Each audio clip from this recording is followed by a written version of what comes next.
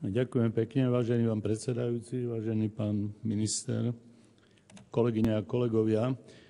Úvodom budem aj ja chvíľu hovoriť o charaktere tej moci alebo tej vlády, ku ktorej programe na 4 roky práce sa zišla práve táto pomerne už dlhá schôdza Národnej rady. Vieme všetci, že táto koalícia nebola ani pre jej zakladateľov veľmi vítaná. Každý z nich si vedel predstaviť aj lepšiu vládu. Samozrejme, je to koalícia z núdze.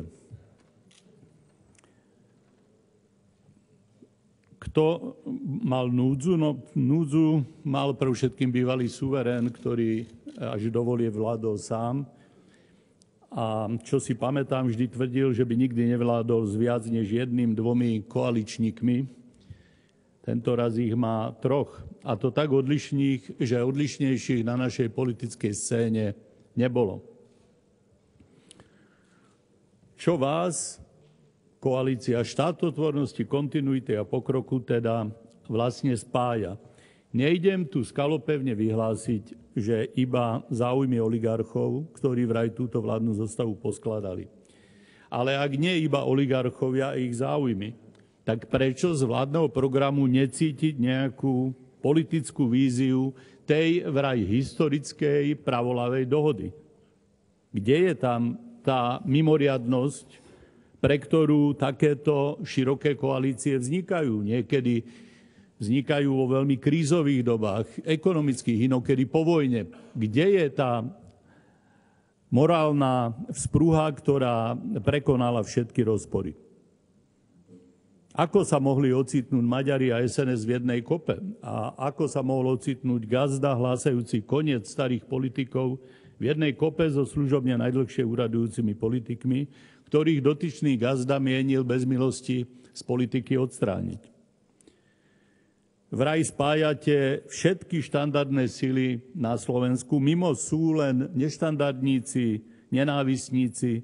Aj teraz to zaznievalo. Tvrdíte, že mimo vašej koalície zostali iba ľudia neschopní vládnuť.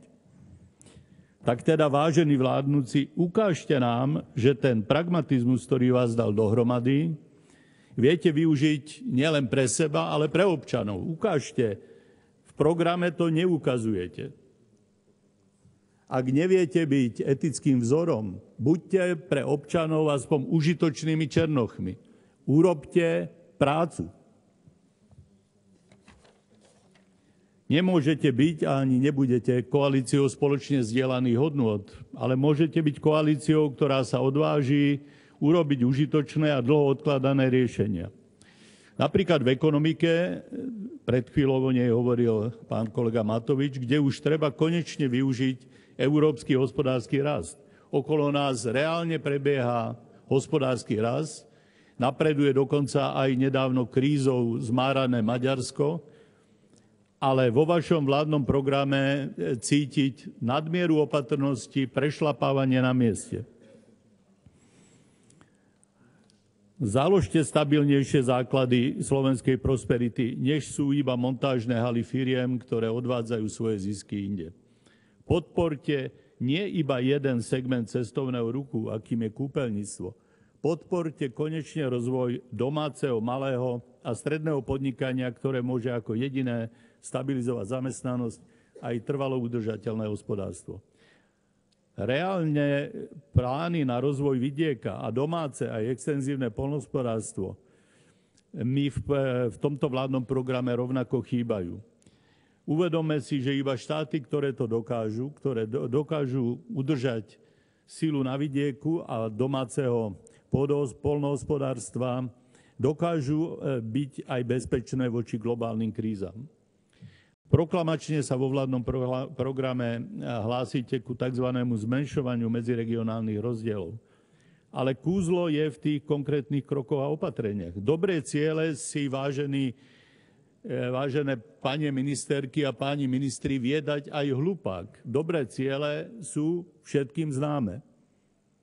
Ukážte nám tie konkrétne opatrenia. Zatiaľ ich v programe vlastne skrývate. Buďte teda, ak ste sa stali pragmatickou koalíciou, koalíciou, ktorá pragmaticky otvorí a posunie dopredu také sféry služieb štátu, ako sú školstvo, zdravotníctvo, bezpečnosť, ale hoci aj väzenstvo. A zvedte už konečne ten stokrát slúbený boj s korupciou. Veď viete, že ten nás stojí naozaj miliardy. Ak vás teda, dámy a páni z vládnej koalície, nedali dohromady iba siete záujmov oligarchov, ak nemienite chrániť zlodejov, ukážte nám to. Vážení vládnuci, ododnes sa môžete pustiť aj do nápravy toho všetkého, čo ste práve vy a vaše garnitúry, vaše strany pokazili alebo zanedbali. Jedni ste boli pri moci za 8-ročných vlád Roberta Fica a druhý za 8-ročných vlád Mikuláša Dzurindu. Ukážte nám aj Slovensku, že viete, kde nás tlačí topánka, kde ste narobili chyby. Dobre viete, ako naliehavo potrebuje Slovensko znížiť predovšetkým korupciu a zvýšiť vymožiteľnosť práva. Dobre viete, ako by verejnosť uvítala, ak by slovenskí politici už neslúžili na prvom mieste miliardárom. Ak by, hoci už nie je štúrovský rok, držali vo vláde sa jeho známeho hesla menej troviť a viac tvoriť. Tu vo vašom programe práce vlády nasledujúce 4 roky máte možnosť ukázať, že viete a ich chcete. A my všetci by sme zatlieskali konkrétnym opatreniam a uznali, že aj zo škaredého káčatka môže raz vyrásť celkom normálna labuť. Ale vo vládnom programe takéto opatrenia neprezrádzate. Ste z koalície, ktorú dali dohromady cez často zaťaté zuby nejaké záujmy. Máte ale šancu predsa len prekonať výsledky vlád, doterajších vlád Dzurindovcov a Ficovcov. Ale vy nám v programe túto nádej dopriať nechcete. Váš vládny program nie je ambiciózny. To je moja hlavná výhrada. Už tu zaznelo, že nie je ambiciózny v boji s dlhmi štátu, že nie je ambiciózny vo vyrovnanom rozpočte.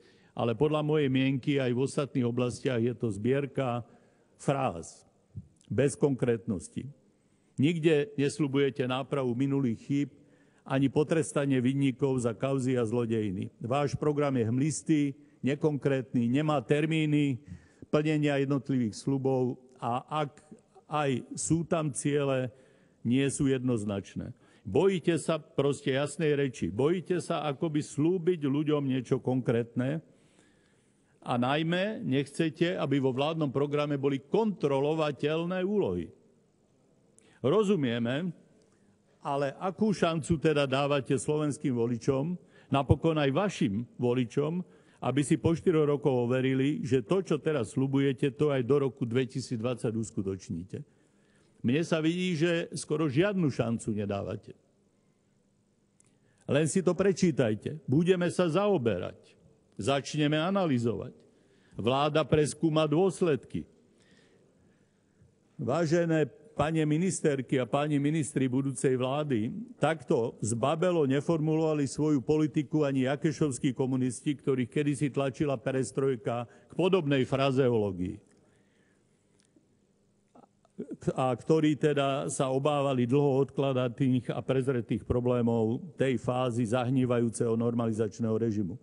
Ale pamätajte, súčasné pani ministerky a páni ministri, že nie iba na Jakešovcov, ale aj na vás tlačí nespokojnosť ľudu.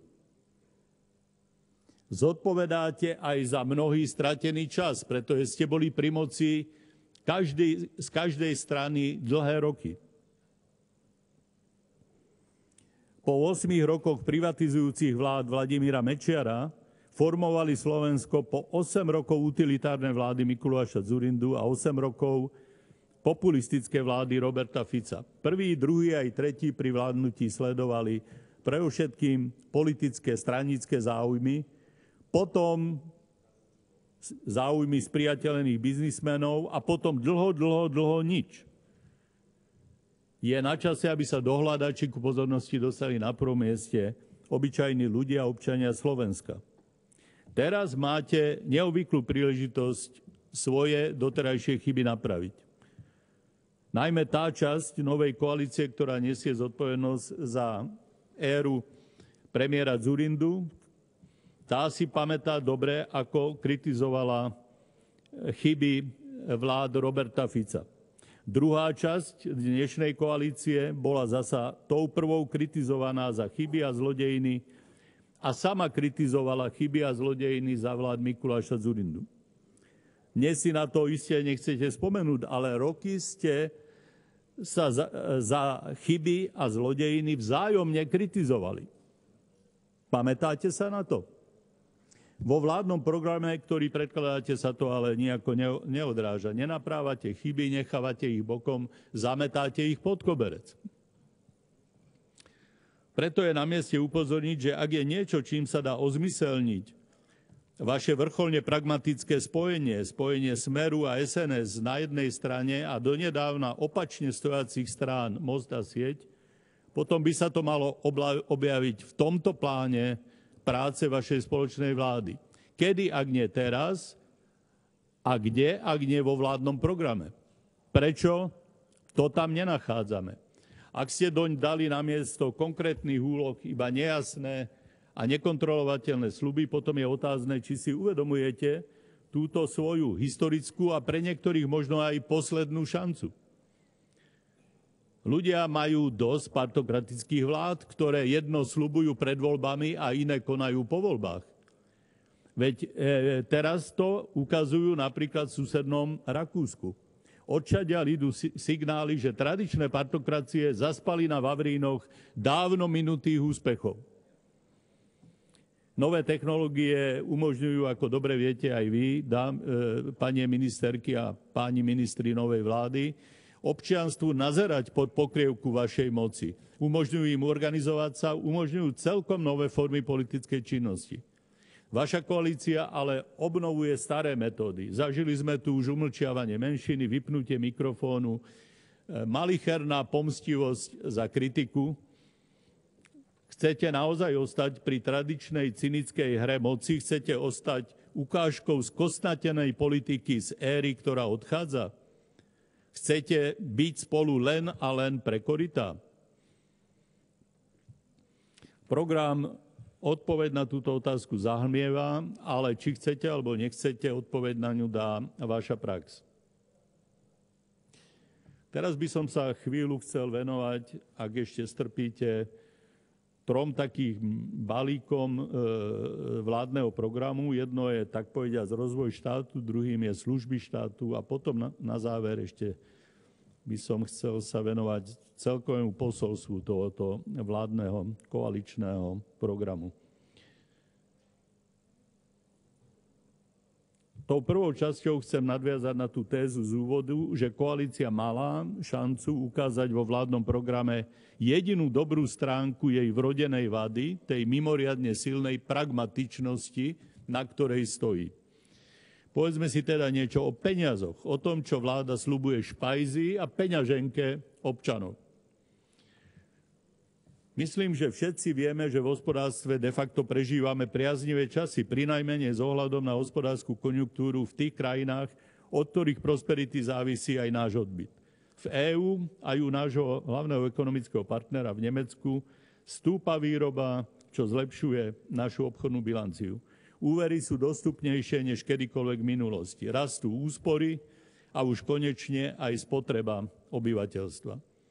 Klesá nezamestnanosť. Teraz môžete, vážená vládna koalícia pragmatikov, už zanechať prestupovanie na mieste, prešlapovanie na mieste a ísť do toho.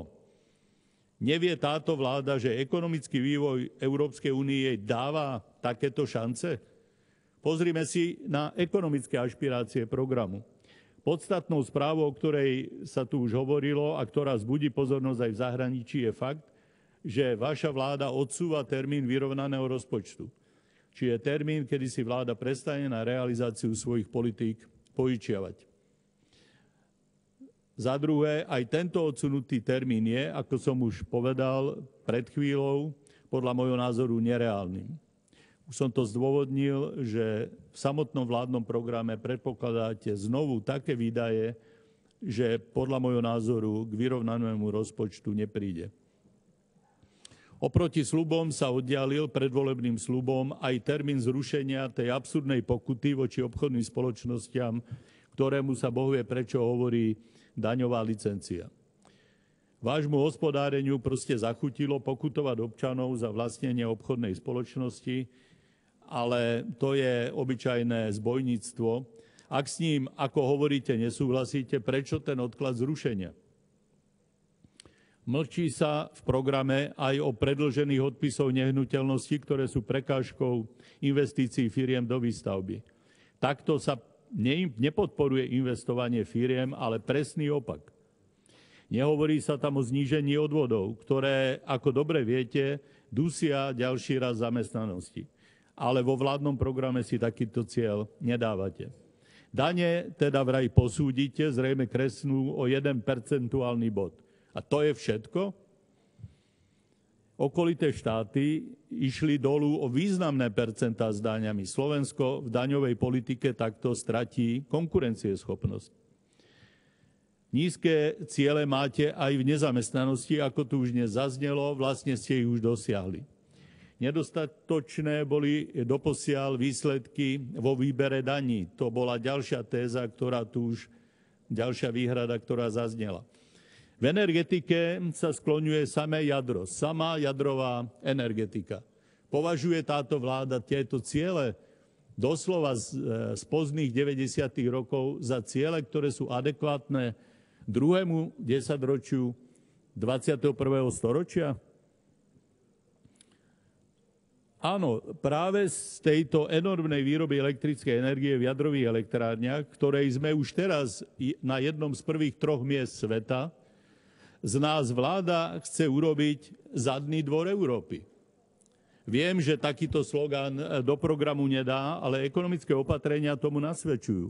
Áno, vážená vláda, z vašich plánov trčí jediná zreteľná hospodárska vízia. Robiť aj naďalej zo Slovenska servis pre bohaté západné štáty, robiť z nás štát, ktorý nechce alebo nedokáže vybudovať produkciu s vysokou pridanou hodnotou. Vy sami svojou politikou odsúdite Slovensko na budúcnosť dočasných montážnych hál alebo trvalého výrobcu energeticky a environmentálne rizikových polotovarov, ako je hliník, oceľ, drevo a hlavne už spomínaná elektrická energia. Akáže znalostná ekonomika? To sú reči utopické. Podľa predloženého programu sa posilňujú predpoklady, aby bolo Slovensko v EÚ naďalej dodávateľom surovinových polotovarov a lacnej elektrickej energie. Toto nie je vízia, ktorá by pohla našu situáciu dopredu a ktorá by pomohla Slovensku vybrnúť z tej vychodenej kolaje akejsi krajiny na okraji Európskej únie a skutočne toho zadného dvora Európy. Aj celkové podmienky hospodárskej politiky si vláda nedáva za cieľ výrazne zlepšiť. Neuvedomuje si, že Slovensko sa aj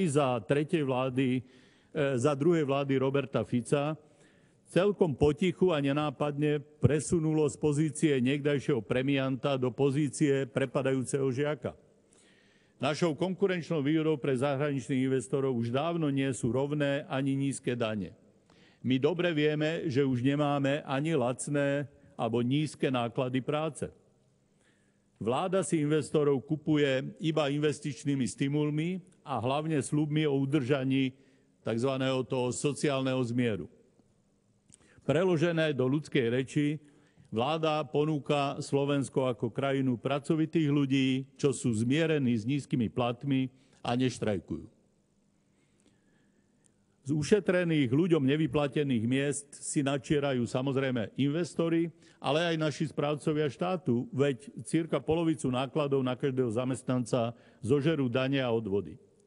Môj záver, vláda vie, že peniaze v štáte sú a budú aj počas jej štvoročného obdobia. Ale podľa predloženého vládneho programu ich neplánuje investovať do reformných programov, ani na podporu ekonomiky s vyššou pridanou hodnotou, ani do naozaj razantnej podpory vzdelania, vedy alebo výskumu, cez ktoré by sme si teda namierili cestu ku znalostnej ekonomike. V programe to nevidím. Nevidím ani investície do podpory domácich podnikateľov, ktorí by na rozdiel od zahraničných investorov aspoň nežili na večných daňových prázdninách, platili by štátu dividendy a budovali by trvácejšie základy prosperity Slovenska. Vládny program o takých adresátoch ekonomických impulzov nehovorí a tým výrečne naznačuje, že peniaze sa najskôr využijú na dve tradičné hry, aké sme poznali za doterajších vlád Roberta Fica a napokon aj Mikuláša Dzurindu. Prvou je dotovanie veľkopodnikateľov, to tzv. Nakupovanie investorov, a druhou sú tzv. Balíčky alias darčeky, ktorými si vlády Roberta Fica zvykli nakupovať voličov. Vážená vláda, ak sa premešká súčasná konjunktúra, ak sa možné rezervy nevytvoria alebo sa prejedia, rozhádžu, a ak nášmu hospodárstvu ostane aj do 3. desaťročia 21. storočia iba nadmiera energeticky náročných výrob s nízkou pridanou hodnotou, ak budeme aj ďalšie roky iba prechodnou zástavkou montážnych hál na ich ceste za lacnejšou pracovnou silou, potom ostane naša hospodárska situácia rovnako neistou a zraniteľnou. Potom nám zostane aj veľký priestor korupcie, ktorý doteraz morí Slovensko. Teraz stručnejšie by som sa chcel venovať výdajom štátu. Zamerám sa na tie, ktoré doteraz neboli zmieňované, pretože o zdravotníctve a školstve bolo už hodne rečí a asi by som niektoré výhrady iba opakoval. Začnem napríklad spravovaním štátu. Už roky sa odkladá riešenie. Všetko naokolo sa reformovalo, len samotné štruktúry spravovania štátu idú akosi pomaly. Nemohla si poriadnu reformu správy štátu predsavzať práve táto široká koalícia? Program vlády neobsahuje žiadne konkrétne ciele, pokiaľ sa týka redukcie vlády. Redukciu VUC, o ktorej často Robert Fico v minulosti rozprával a opakovane ju sľuboval, nespomína vôbec. V programe nie sú úsporné reformy, okrem tej, ktorá doteraz veľa nepriniesla. Prečo nemáte, dámy a páni, tvoriaci novú vládu, odvahu obnoviť nezávislý úrad pre štátnu službu? Prečo sa tu a teraz verejne nezaviažete ku zrušeniu praxe stranických nominantov vo verejnej správe? Veď vieme všetci, ako tu sedíme, že to je tá žaba na prameni. To je základ partokratickej korupcie Slovenska. Všetci vieme, že Úrad pre štátnu službu sme už raz mali. Bol totiž podmienkou nášho vstupu do Európskej únie. Ale potom, čo nás do EÚ dôverčiví Európania prijali, sme na sľub rýchle zabudli a úrad sme zrušili. Strany chceli opäť nominovať svojich ľudí bez výberových konaní a môcť ich aj kedykoľvek vyhodiť. Podľa toho, či poslúchajú stranického pokladníka alebo stranických bosov. Tento progresívny úrad, to treba povedať, zrušila druhá Dzurindová vláda, ale treba aj doplniť, že neobnovila ho prvá ani druhá vláda Roberta Fica. A tak je spolitizovaná štátna správa a verejná správa podnes zdrojom afér. Je to naša hlavná divadelná scéna partokratických zlodejín, naše najrozsiahlejšie korupčné prostredie.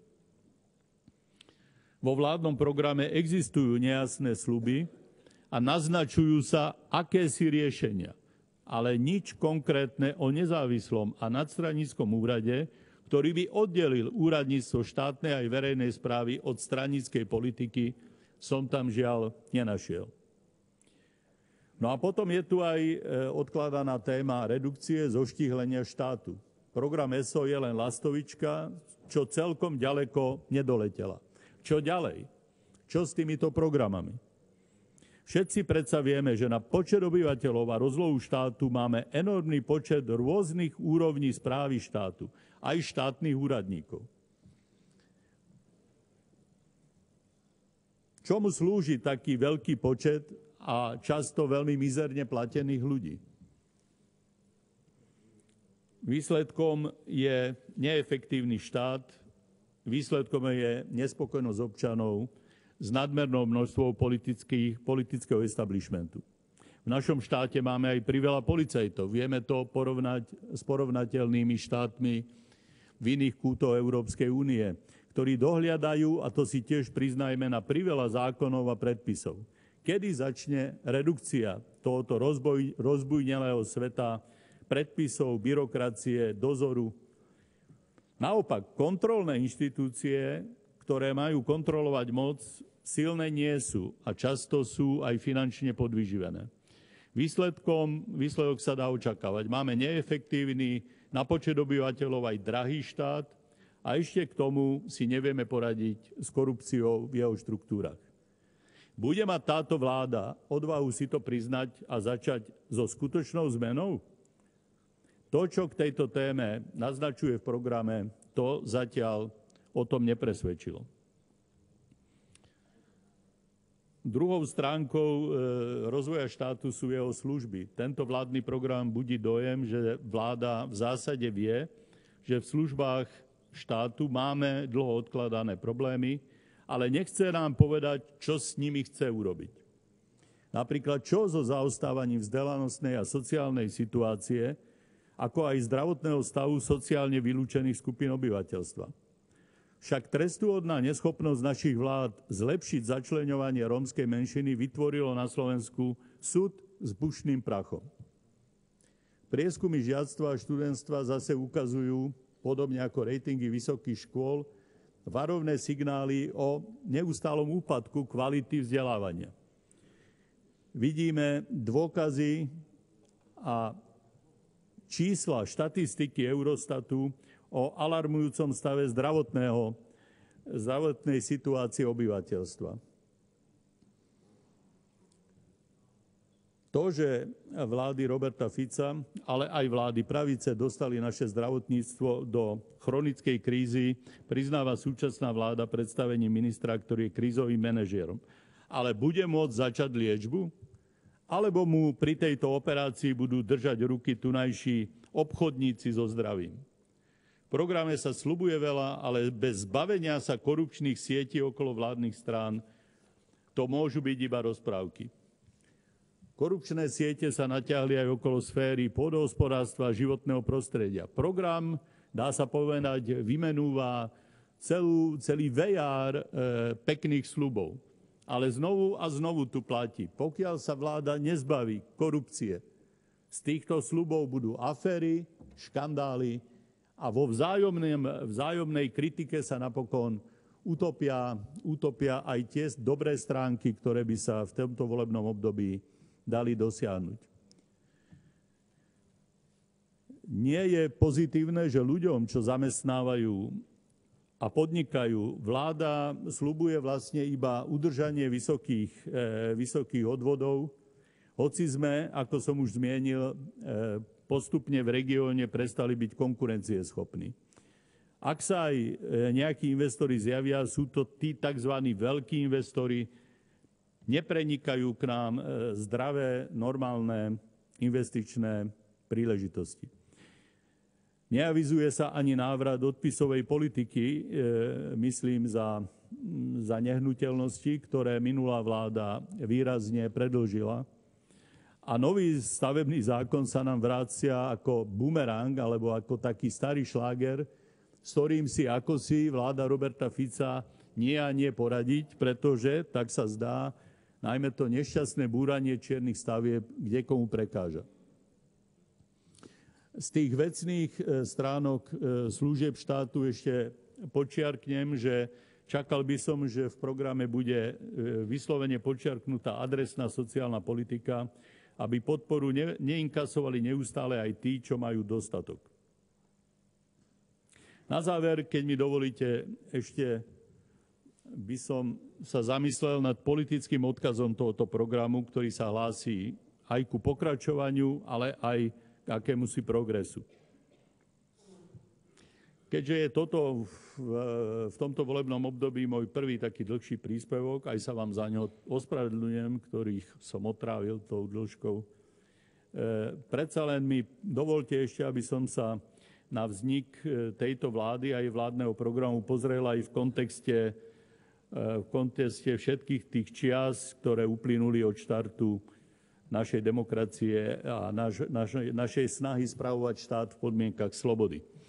Niektorí v tejto sále, ale asi ich nie je veľa, boli pritom, keď do slovenského parlamentu poprvýkrát vstúpila demonstrujúca ulica.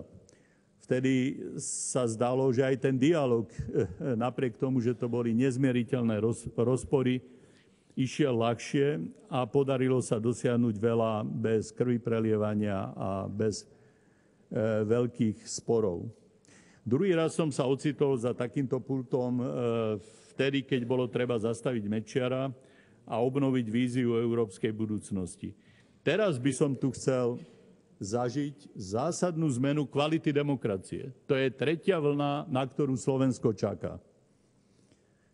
Ak ju nedokážeme uskutočniť, hrozí nám na jednej strane oligarchizácia štátu, a to je choroba, ktorá trvá 10 ročia, ako poznáme z Južnej Ameriky a z iných príkladov, a na druhej strane extrémizmus a radikalizácia jednoduchých riešení. Slovensko čaká na právny štát, čaká na koniec politickej korupcie na najvyšších postoch. A dúfa, že toto volebné obdobie konečne poskytne mladým ľuďom reálne a pozitívne vyhliadky na úspešný život na Slovensku. O prívlastku tejto vlády, že má byť vládou kontinuity, už tu zaznelo veľa zhrozených alebo ironických slov. Ale fakt to stojí za myslenie, páni a dámy budúcej vlády. Chcete dať Slovensku ešte 4 roky čakania na zlepšenie života?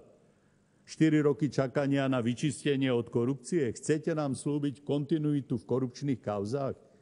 Veď to hádam, nie. Toto by mala byť vláda rázneho konca korupcie. A ak toho nie ste schopní, nečakajte, že môže niekto mlčať.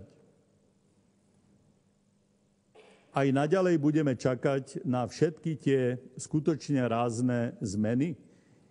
Toto nie je doba avizovať kontinuitu. Toto je doba pre odvážnych. Ak odvážni nie ste, ak neviete robiť iné než alibistické odkladanie problémov, choďte od toho.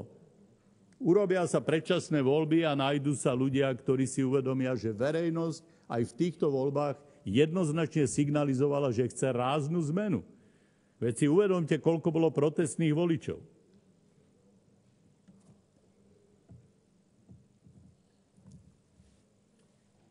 Napriek tomu, dámy a páni, že štvoročná kampaň bývalej vlády jednej strany a jej predsedu Roberta Fica v podstate nemala chybu. Naozaj robil ľúbivú až populistickú politiku najprv kvôli tomu, aby sa dostal do Grasalkovičovho paláca, potom preto, aby si udržal vládu jednej strany. A predsa strátil voličov a predsa išiel výrazne dolu. Prečo sa to stalo? Lebo občania Slovenska chcú viac než darčeky. Navyše darčeky z ich vlastných daní, prosím vás. Nie sú takí hlúpi, ako sa domnievajú niektorí politici, alebo aj akísi oligarchovia, ako sme sa dočítali v Gorile. Voliči žiadajú viac. Najvážnejšie témy dneška, dámy a páni, ktorí idete pracovať do exekutívy, sú tie dlhodobé chronické syndrómy, v ktorých sa odrážajú celé reťazce zlyhaní rôznych vládnúcich politických elít. Vysoká miera korupcie práve v prostredí vládnúcich. Slabá vymožiteľnosť práva, rastúca apatia voličov voči správe republiky, no a ten najhorší zo syntetických ukazovateľov, odchod najschopnejších mladých ľudí, ktorí robí zo Slovenska perifériu.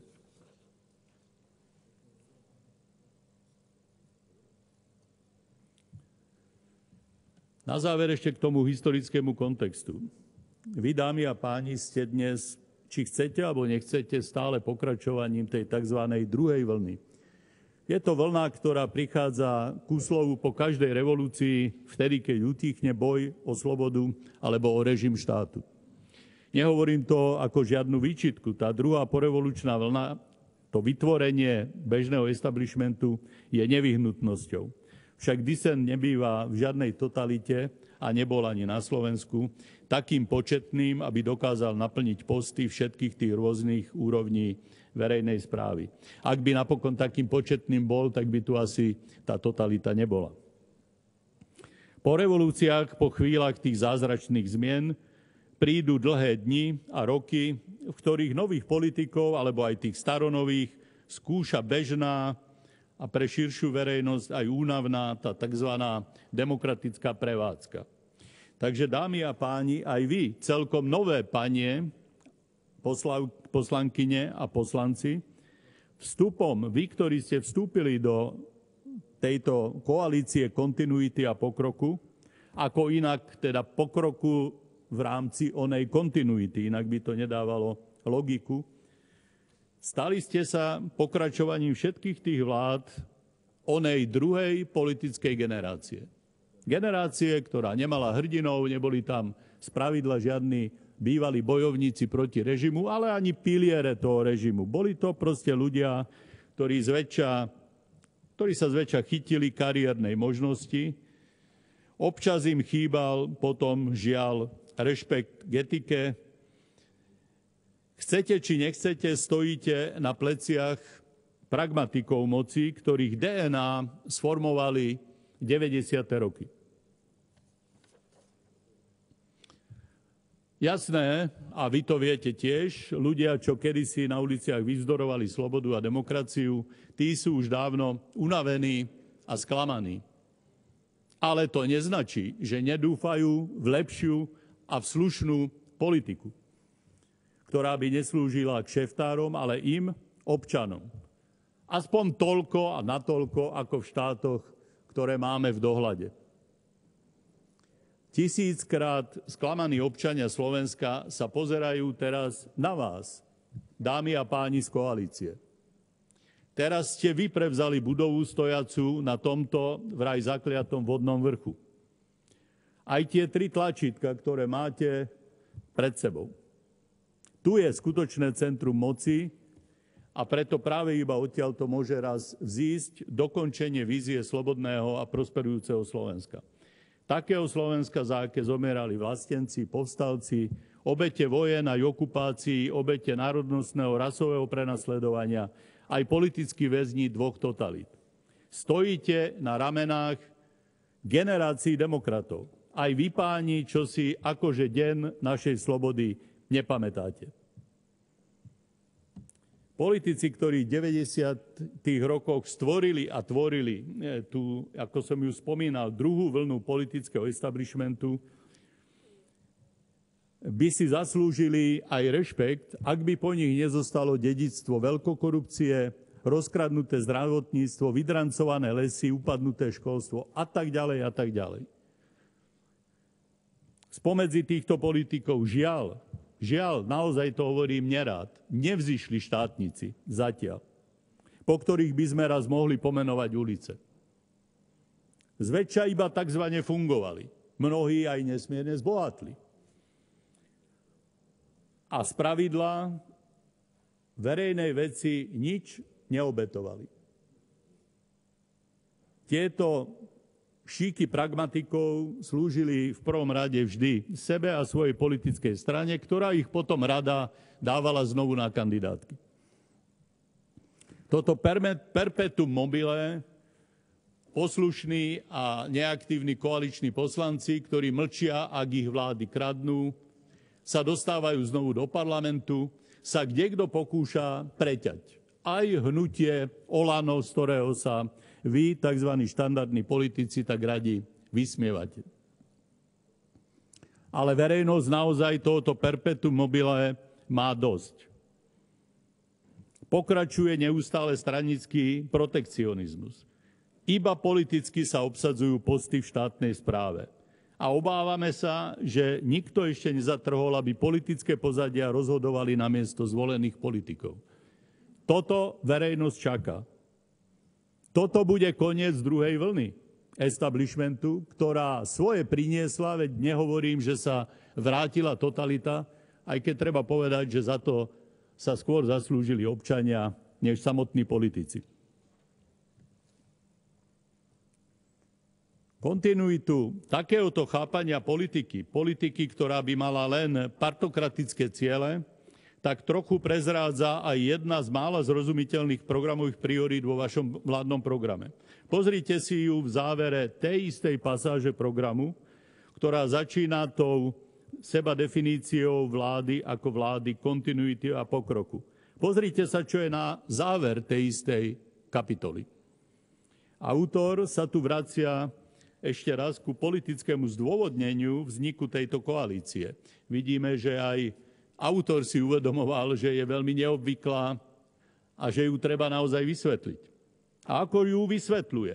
Vraj od úspechu tohto spojenia, teraz citujem, závisí budúcnosť štandardnej stranickej politiky na Slovensku.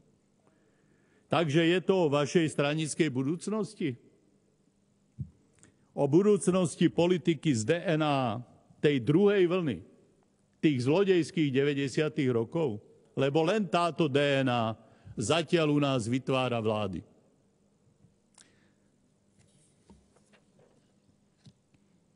Verte, priatelia, že toto je už posledná vláda garnitúry zrodenej 90 rokmi. Ľudia budú trvať na zmene garnitúr a trvali na tom vlastne už v týchto voľbách. Už som pripomenul tú veľkú mieru protestných voličov. Voliči žiadajú koniec bezbrehého zneužívania štátu v prospech partajných, ak chcete, teda štandardných obchodníkov. Na takúto štandardnosť zlodejov už hlasno nadáva ako slovenská krčma, tak aj kaviareň. Éra postmečiarovských politikov sa skončí vôľou voličov. Ale tesne pred odchodom sa ešte raz teda spojili strany, ktoré majú v sebe korene z tejto éry. Máte šancu dokázať, že nie ste na vyhodenie. Máte šancu dokázať, že viete prekonať DNA, ktoré zostáva v slovenskej politike z 90. rokov.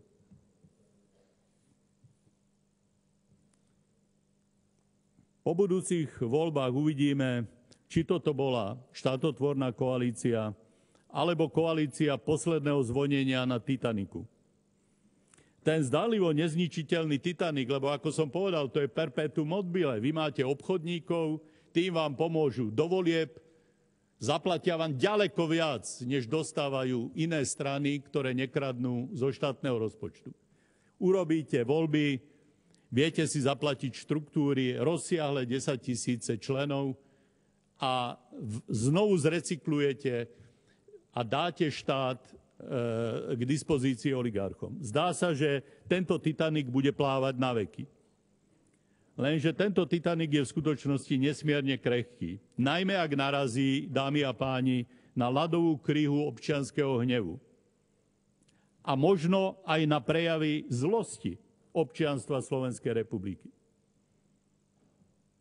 Všimli ste si to, že niektorí z víťazných politikov už od Titaniku právajú radšej preč? Ešte máte nohy v suchu. Ale určite si uvedomujete, čo všetko sa tu pod pokrievkou vlád udialo, deje a ak iste aj bude diať. Politika druhej vlny, politika tohoto establishmentu, ktorý nám znovu vytvára prekvapivo, na prvý pohľad prekvapivo, sprava zľava, národne, protinárodne, ktorý nám vytvára vládu, politika druhej vlny nám nevrátila éru neslobody, ale priniesla nám iné škody, ktoré medzi občanstvom zasievajú dokonca pochybnosti o zmysle demokratickej cesty. Dôsledkom je voľba extrémistov, ktorí hovoria, spláknite ich všetkých. Oni sa nevedia napraviť. Oni proste budú kradnúť, oni budú iba sľubovať, oni budú v každom vládnom programe klamať. Zoberte na nich pištol do parlamentu.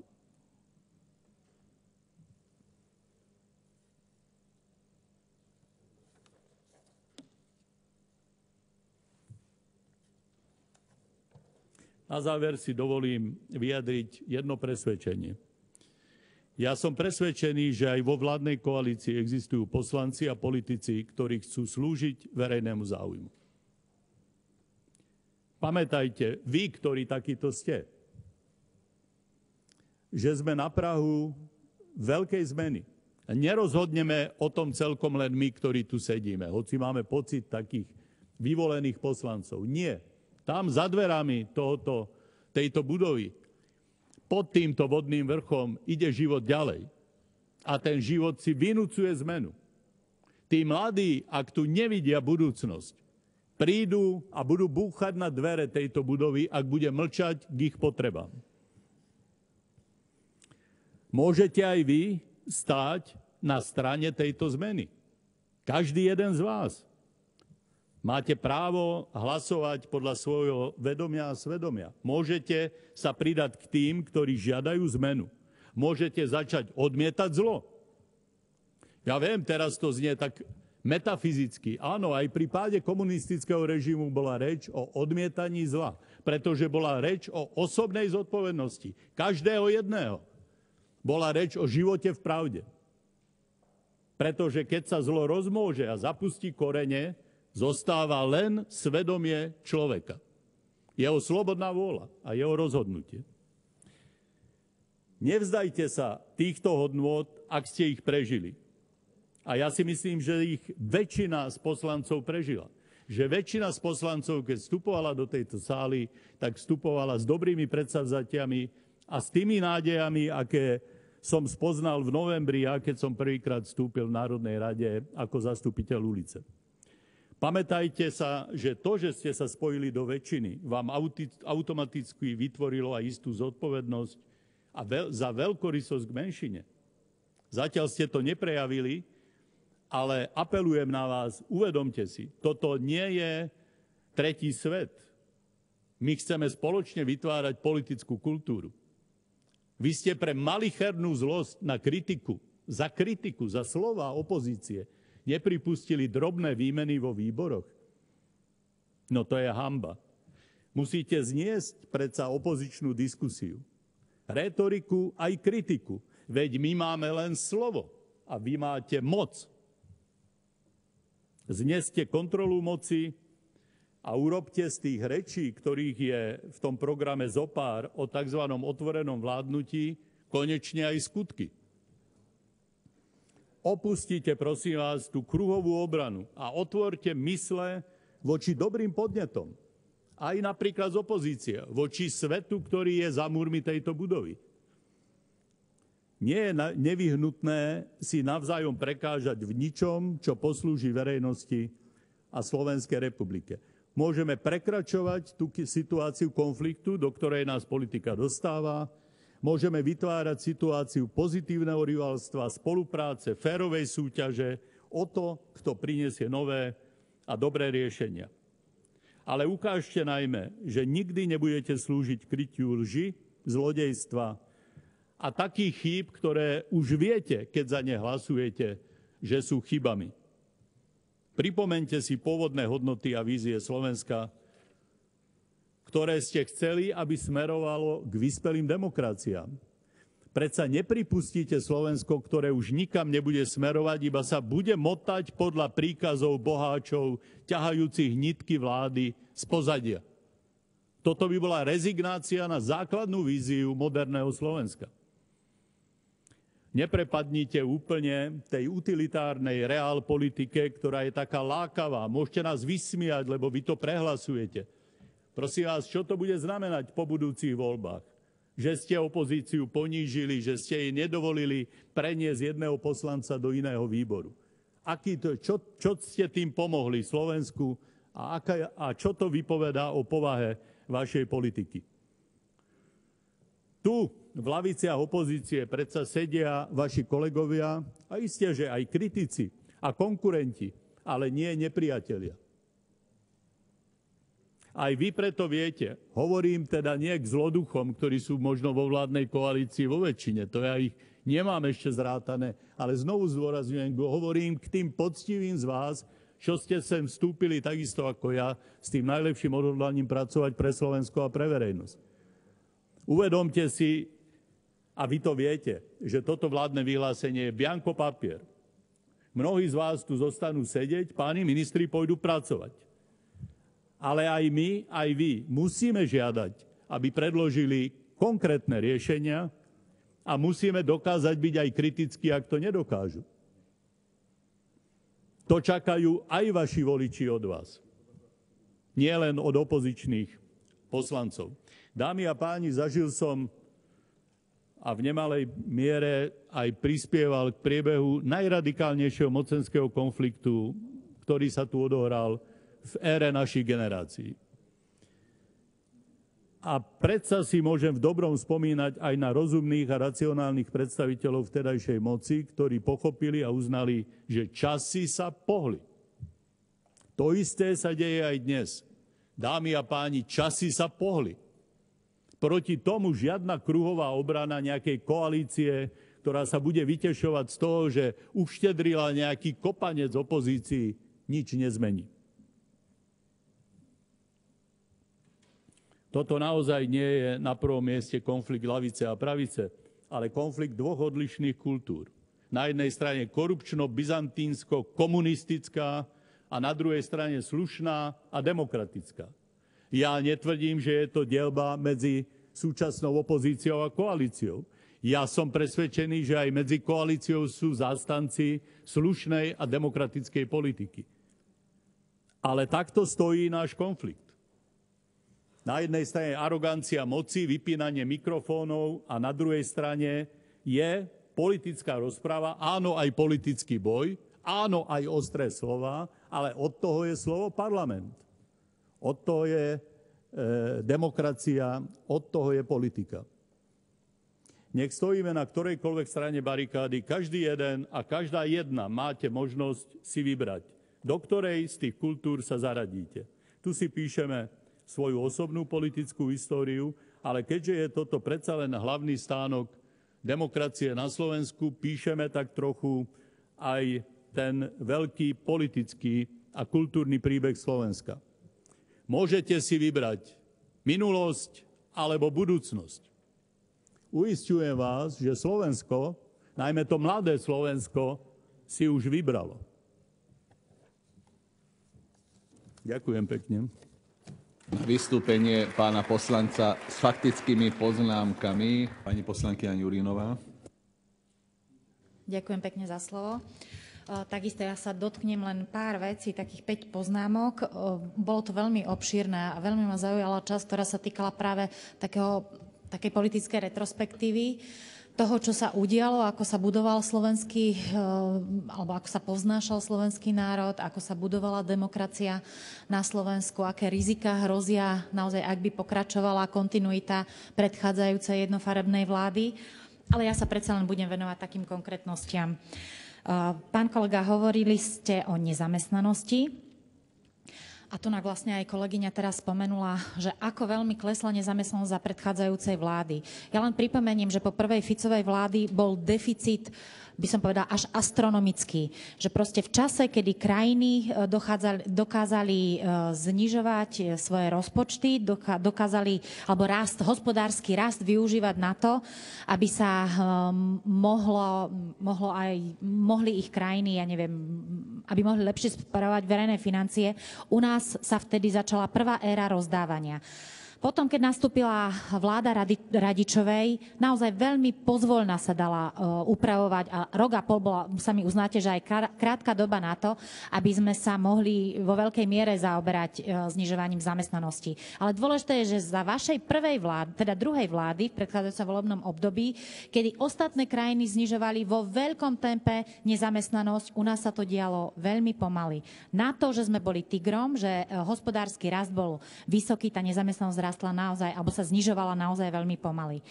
Spomenuli ste redukciu štátu. No ako my môžeme redukovať štát, keď viaceré strany, ktoré sú súčasťou vládnej koalície, mali vo svojom programe silný štát? Veď kto by mal záujem na redukcii štátu, ak na svojich billboardoch hlása, že chce... Pán poslanec Fecko.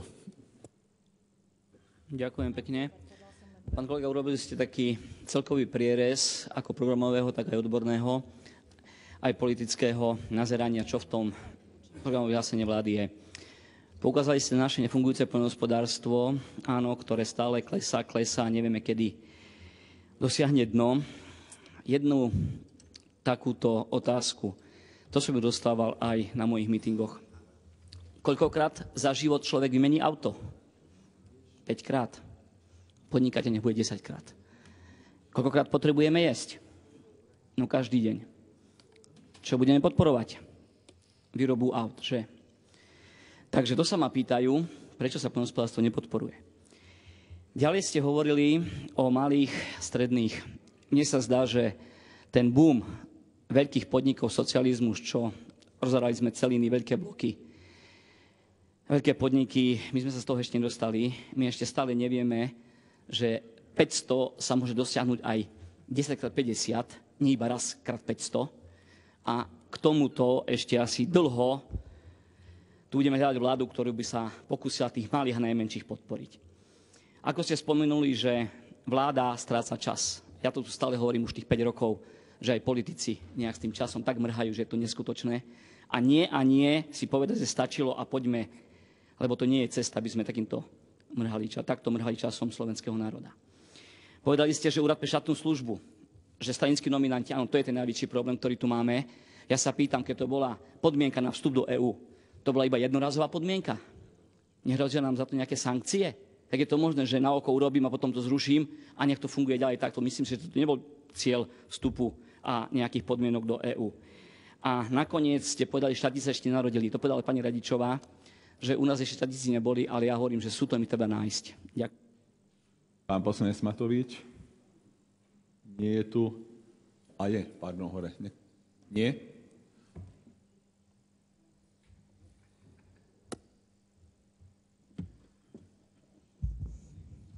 Ďakujem pekne za strpenie. Ja som si myslel, že som sa zabudol prihlásiť. Ďakujem veľmi pekne za vaše vystúpenie.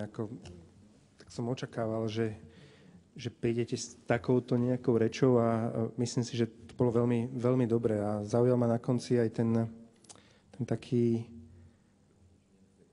zdvihnutý prst, že vlastne keď sa nespamätáme, tak z demokracie zrazu budeme mať oligarchizáciu. Ale ja sa už tak trošku obávam, že my už vlastne v tom štádiu sme, že tú demokraciu sme nejak tak iba počas novembra a najbližšie možno mesiace o nej snívali a mnohí ľudia dodnes tak v naivnej viere žijú, že vlastne žijeme v nejakej demokracii, ale osobne ja si myslím, že už my sme prešli do toho takého finálneho štádia demokracie a to je tá oligarchizácia a neviem, akým spôsobom teraz zabezpečiť, aby sme sa vrátili späť. Ďakujem pekne. Pán poslanec Viskupič. Ďakujem a dúfam, že aj po tomto prejave je opäť raz jasnejšie, prečo je dôležité spájať skúsenosť a s tým, čo by malo pre politiku byť nové, inovačné a tak povediac to, čo by možno malo prevziať veslo. Dlhodobo vnímam vašu tézu, že by sa mala Slovensku podariť tzv. Tretia demokratizačná vlna, rátaná v 89. roku prvá, v 98. druhá a na najbližšie možno výzva pre rok 2020 tretia. Myslím si, že dôvody, ktoré ste spomenuli v príspevku pre programové vyhlásenie vlády, sú jasné. Absolútne vnímam ten dôvod, kde sa pýtate, možno v tomto pohľade rečnícky, vláda akej kontinuity. Áno, treba pomenovať tie neblahé javy, ktoré sa diali za vlády, ktorá odišla a skončila v roku 2016 a absolútne oprávnené sa pýtajú viacerí kolegovia, aj vy, vláda kontinuity čoho. Pre vás boli tiež dôležité momenty, prečo by mala byť kontinuita personálne obsadzovaných silových zložiek štátu, ktoré zlyhávajú a zlyhávajú vo veľmi dôležitej veci, že ak sa má uplatniť pravidlo padni komu padni, tak toto pravidlo proste na Slovensku neplatí. Ak toto pravidlo neplatí, zlyháva štát, nadchádza dezilúzia a stráca sa nádej, že môže sa na Slovensku niečo zmeniť. Ďakujem. Pani poslankyňa Dubačová. Ďakujem. Pán poslanec Budaj veľmi presne a bravúrne zhodnotil našu neohrozenú plavbu našej posádky, vedenia posádky na našom Titaniku. Povedal, vy máte moc, my máme slovo. Ja verím v silu slova a verím v silu myšlienky, čistej myšlienky. Chcela by som povedať a poukázať na jeden model, ktorý pozdvihol aj pán Budaj, a to je model riadenia štátu je zastaralý. Je dôležitá naozaj téma redukcie štátu, pretože stále máme enormný počet úradníkov, neefektívny, drahý štát s vysokou korupciou v jeho radách. Je tu veľa starých štruktúr v úradoch, sú stále akýmisi žabami na prameni, častokrát bránia novým myšlienkám a novým nápadom, čiže akejsi kreativite. Toto by bolo dobre oživiť a zmeniť a zrekonštruovať, naozaj zefektívniť, zmodernizovať. A s týmto vlastne aj súvisí naozaj aj potom taká zmena kvality demokracie, že jednoducho tá kreativita vo všetkých oboroch, vo všetkých smeroch, s všetkými smermi je nesmierne dôležitá. Takže ďakujem a ešte raz ďakujem za celý príhovor aj za to, že nerobte z nášho štátu Titanic. Ďakujem. Pán poslanec Suchánek. Ďakujem za slovo. Pán poslanec Budaj urobil veľmi pekný a podrobný rozbor aj politickej situácie, aj programového vyhlásenia vlády. Smer hodnotil vládu pani Radičovej ako zlepenec. Túto vládu nenazýva zlepencom, ale vládou kontinuity. Nechcem teraz hodnotiť dopredu, čo to pre nás bude znamenať. Chcem len povedať, že tuto zaznelo od predsedníckeho stolu, že demokracia je rešpektovanie väčšiny. No, to určite nie. V tej demokracii treba rešpektovať tú menšinu. Na to som veľmi zvedavý. A chcem vyzdvihnúť v tom prejave pána poslanca Budaja takú pozitívnu výzvu ku konaniu do budúcnosti, aby sa to v tejto našej spoločnosti niečo zmenilo. A k tomu chcem povedať toľko, že dve strany v dnešnej vládnej koalícii pred voľbami veľmi apelovali na to, aby sa skončilo s politickými nomináciami a aby sa začalo konečne s odbornými nomináciami. Na to som veľmi zvedavý, pretože to bude veľmi, veľmi dôležité. A ja sa pýtam, že prečo sa tak deje až vtedy, keď sa niektorý rezort alebo oblasť dostane do krízy. Prečo sa to nezačne robiť hneď a stále, aby sme sa do tej krízy nedostali? Ďakujem.